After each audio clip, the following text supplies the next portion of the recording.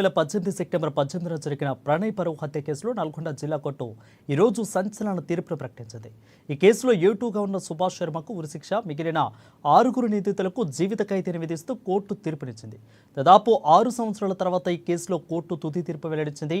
కాగా కోర్టు తీర్పుపై ప్రణయ్ తండ్రి బాలస్వామి స్పందించారు.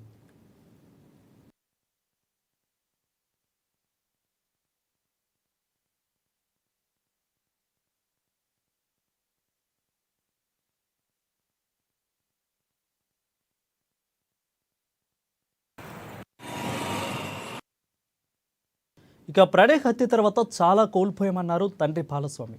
జస్టిస్ ఫర్ ప్రణయ్ అంటూ పోరాటం చేశామని, అయినప్పటికీ ప్రణయ్ హత్య తర్వాత చాలా పరువు హత్యలు జరిగాయని వాపోయారు. అలాంటి హత్యలు చేసిన వారందరికీ ఈరోజు కోర్టు తీర్పుతో కనివిప్పు కలగాలని అన్నారు.